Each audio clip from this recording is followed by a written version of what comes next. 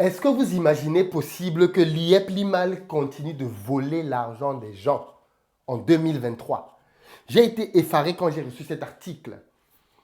En ce moment même, il y a un procès au Bénin contre l'IEP Limal et sa représentation au Bénin parce qu'ils viennent de voler, tenez-vous tranquille, 50 000 euros. On parle de 32 600 000 francs CFA qui ont été dérobés par l'IEP Limal.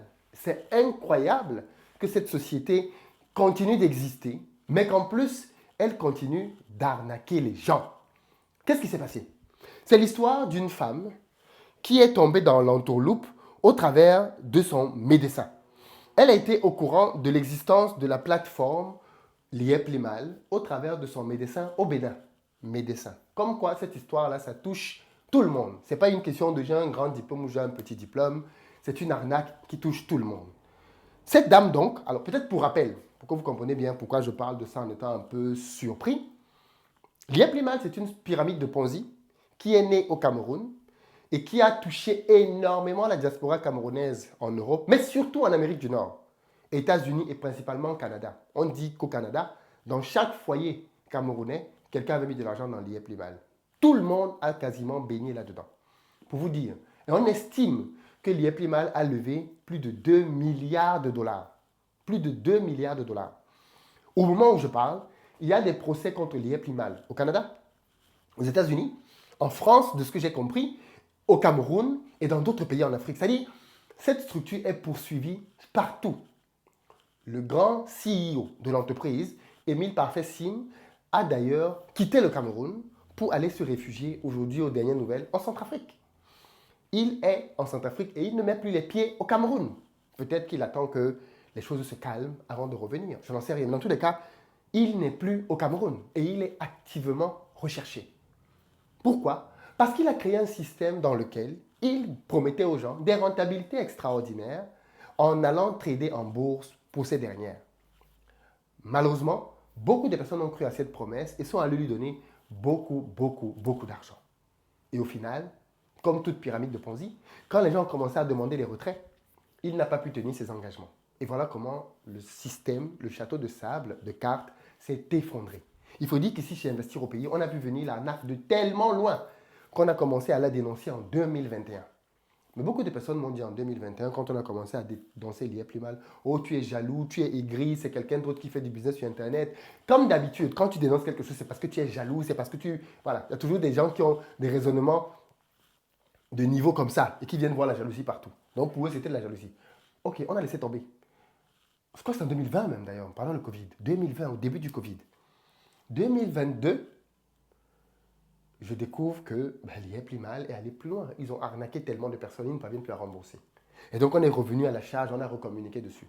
Mais j'ai tellement communiqué sur le sujet de l'IEP Limal que certaines personnes ont pensé que j'avais un problème personnel avec le CEO. Absolument pas du tout. Je ne le connais pas, je n'ai rien contre lui. Par contre, quand vous dépouillez des gens comme ça, vous nuisez à tous les entrepreneurs qui travaillent sérieusement. C'est ça l'un des inconvénients de l'arnaque. C'est que ça discrédite tout le monde. Et moi, je n'ai pas envie d'être mêlé aux histoires des malots.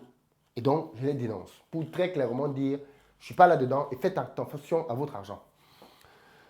Du coup, cette arnaque donc, j'étais sûr qu'après l'avoir dénoncé ici de toutes les façons possibles, même un cafard ne pouvait plus tomber dans l'IA plus mal.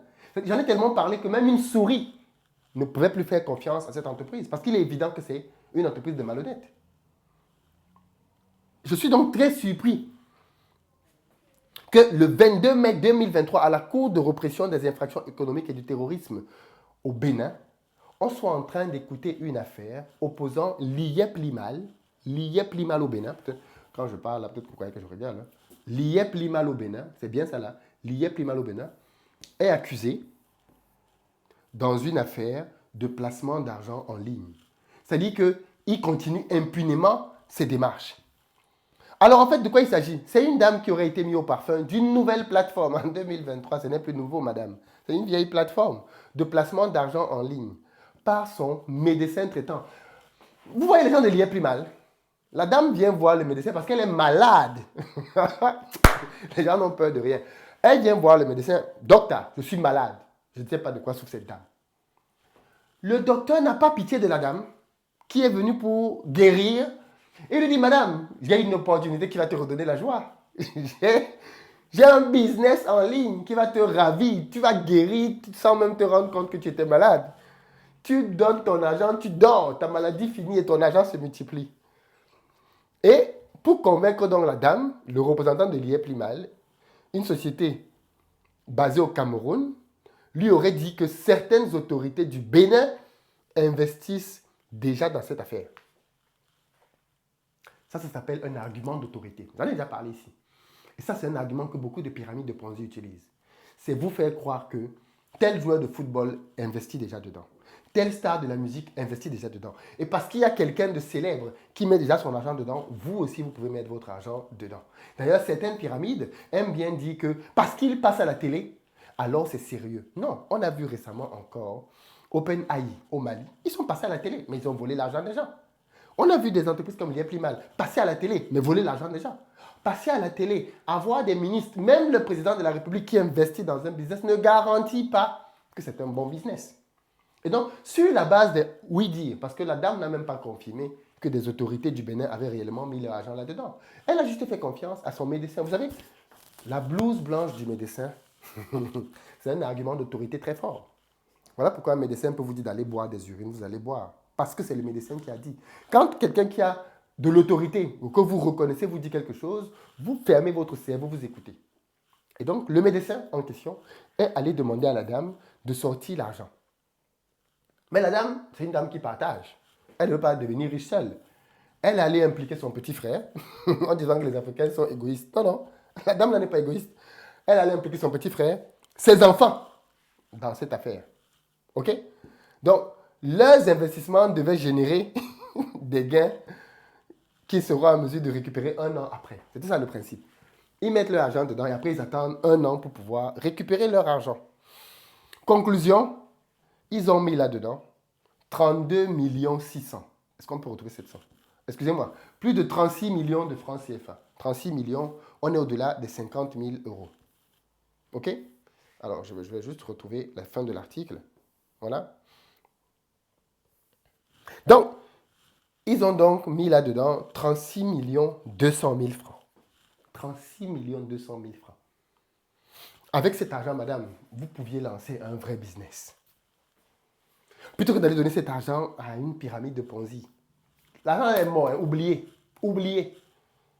Vous savez ce qui s'est passé au tribunal? Le médecin a reconnu, il a dit oui, j'ai récupéré l'argent. J'ai récupéré l'argent. Mais j'ai transféré l'argent de la dame et j'ai moi-même transféré l'argent. Donc le médecin allait dire au tribunal que lui-même il est victime. C'est-à-dire que l'IEP Limal a frappé encore, frappé fort, le monsieur ainsi que le médecin. Et vous savez ce que ça me laisse penser? Ça me laisse penser que l'IEP Limal continue d'arnaquer les gens. En silence. En silence. C'est une nébuleuse trop grande maintenant pour s'arrêter. Puisque si au Bénin, on continue à prendre 50 000 euros à quelqu'un, vous vous rappelez qu'on a eu des gens ici qui sont venus dire que l'IEP Limal leur a pris 50 000 euros. On a eu Washmobile, Didier de Washmobile. On a eu la dame au Canada qui a perdu plus de 180 000 euros là-dedans. Des gens ont mis des sommes astronomiques là-dedans. Bon, pour eux, 36 millions, c'est l'argent du petit déjeuner. Ce n'est pas grand argent pour eux. Donc, ils continuent comme ça maintenant de prendre l'argent des gens en catimini, en douceur, petite somme. Ils montrent des choses. Voilà pourquoi ils ont toujours des petits groupes qui continuent d'exister. Quand on a parlé, on a tué la majorité de tout ça. Mais il y a encore toujours des survivants. Highlander ne meurt jamais. Highlander ne meurt jamais. L'IEP Limal ne meurt jamais. Toujours prêt à ressurgir pour aller frapper fort. Donc les amis, partagez partout. Au Tchad, parce que je pense qu'il y a d'autres pays. Partagez au Tchad. Partagez au Burkina. Partagez au Mali. Partagez au Sénégal. Partagez en Côte d'Ivoire. Partagez à Madagascar. Partagez partout là où on parle le français. Partagez partout. Pour leur dire, il y a un gars qui arrive et il va vous faire très mal. Il s'appelle l'IEP Limal. En réalité, l'IEP Limal, ça veut dire en langue bassa, la pauvreté est terminée. La pauvreté est terminée pour lui, mais l'IEP Limborol, pour vous, la pauvreté commence pour vous. Parce qu'en fait, c'est ça le principe. Vous vous approvissez pour qu'eux, ils puissent s'enrichir. Avec leur système de leaders, des grands leaders. Vous comprenez donc maintenant mieux pourquoi les leaders ne peuvent pas venir dénoncer sur notre plateforme cette arnaque. On a eu ici, pas plus tard qu'il y a quelques mois, le leader Willy, à qui j'ai demandé expressément si c'était une arnaque. Il n'a jamais dit oui. Et du coup, je me dis, mais non, mais si toutes ces personnes ne peuvent pas dire que c'est une arnaque, peut-être que c'est parce que derrière, ils continuent d'opérer. Peut-être que parce que derrière, ils continuent d'opérer.